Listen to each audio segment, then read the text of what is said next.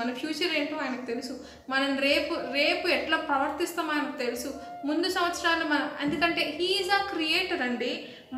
ఆయనకు తెలుసు మనం ఏం చేస్తాం, ఎందుకంటే ఆయన మనం సృష్టించాడు. మనం చాలాసార్లు దేవుని విడిచిపెట్టి నాకు తెలుసు నా లైఫ్ అని నువ్వు ఓన్ డెసిషన్స్ తీసుకొని చెప్తున్నాను, నువ్వు వెళ్ళే ఆ మార్గము డైరెక్ట్ హెల్త్కి తీసుకెళ్ళిపోతుంది. చూడడానికి బ్రాడ్ వే, బట్ నారో వేలో నువ్వు ఉంటే యు ఆర్ బ్లెస్డ్. నువ్వు బాధపడకు, ఇరుకైన మార్గం, ఈ కష్టాలు, ఈ అప్పు ఏంటి నాకు. దేవుని కలిగి ఉన్న బిడ్డ ఇటువంటివన్నీ ఆలోచించాడు. సంతోషంగా ఎన్ని కష్టాలు వచ్చినా, ఎన్ని బాధ వచ్చినా దేవుడు నాకున్నాడు అన్న నిరీక్షణతో జీవిస్తాడు. మరి అనుకోవచ్చు, అంత ఓపిక, అంత యూత్కి ఎట్లా ఉంటుంది అక్క, రియలీ. మరి టీనేజ్లో ఉన్న డానియల్కి ఎట్లుండే, వాళ్ళ ఫ్రెండ్స్కి ఎట్లుండే, జోసెఫ్కి ఎట్లుండే, ఒక్కడే ఉండే, ఇంకా డాన్ కన్నా ఫ్రెండ్స్ ఉండరు.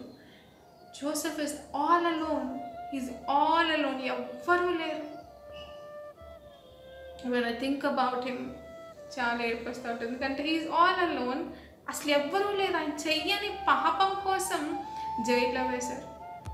ఆయన వల్ల మేలు పొందుకున్న వాళ్ళు రాజుకు ఒక్కసారి జ్ఞాపకం చేయండి అయ్యా ఆ విషయం, నువ్వు రాజు దగ్గర నన్ను విడిపిస్తారేమో మంచి ప్రవర్తన బట్టి. అంటే వాళ్ళు ఒకవేళ ఆ రోజే వెళ్ళి రాజుతో చెప్పుంటే జస్ట్ వాళ్ళ దగ్గర కూడా ఆయన కూడా ఏదో ఒక వ్యక్తిగా ఉండేవాడేమో. కానీ అదే వాళ్ళు మర్చిపోవడం దేవుని చిత్తమైంది. చాలాసార్లు అనుకుంటాం, అయ్యో నన్ను ఒక్కసారి జ్ఞాపకం చేసుకుంటే నాకు ఆ ఉద్యోగం వస్తుంది, నన్ను ఒక్కసారి జ్ఞాపకం చేసుకుంటే నాకు వివాహం అవుతుంది, లేకపోతే నేను ఈ యొక్క కాలేజ్లో నాకు సీట్ వస్తుంది, ఎందుకు వీళ్ళు ఇంత గొప్ప వాళ్ళు ఇంత దగ్గరికి వెళ్ళిన వాళ్ళకి ఎందుకు న్యాయం చేయట్లే అనుకుంటాం. కానీ అక్కడ మేలు దాచి ఉంటబడిన మేలు ఏంటి తెలుసా, దేవుని యొక్క గుడ్నెస్ ఏంటంటే వాళ్ళు మర్చిపోవడం కూడా దేవుని చిత్తం. అట్లా మర్చిపోయారు కాబట్టి మరి ఫరో గారు, మరి రాజైన ఫరోకి కళ వచ్చి ఆ కళ బాగా అర్థం కాక సతమతం అవుతున్న టైంలో అప్పుడు జ్ఞాపకం చేస్తాడు.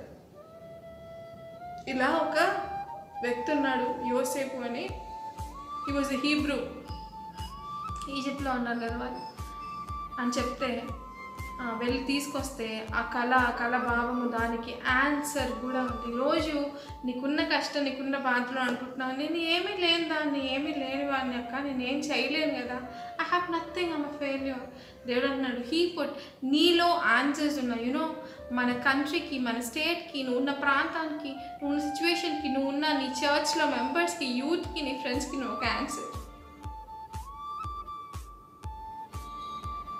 సో గ్రేట్ కదా, ఎంత మేలుకరమైన థింగ్స్ మనలో పెట్టాడు దేవుడు. కానీ అవన్నీ కూడా మనం ఏంటి సప్రెస్ చేసుకుంటా ఉన్నాం.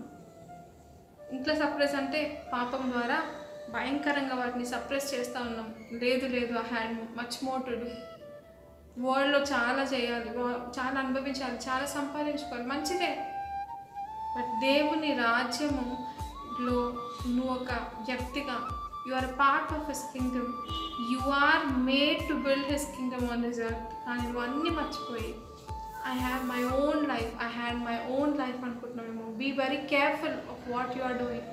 నీ థాట్స్, నీ టాక్, నీ వాక్ ఈ జాగ్రత్తగా చూసుకొని నడుచుకుంటే ఎప్పుడో యోసేపు గురించి అవ్వడం కాదు, ఈ కాలంలో కూడా యోసేపు లాంటి వ్యక్తులు కాదు, యోసేపు లాంటి యవనస్తుడు, ఎస్తేరు వంటి గొప్ప బిడ్డ, రూతు వలె ఒబీడియన్స్ కలిగి గొప్ప బిడ్డగా, గొప్ప ఆన్సర్ కలిగిన ఒక బిడ్డ నిన్ను బట్టి నన్ను బట్టి దేవుడు అనాలని ఆశపడుతున్నాడు.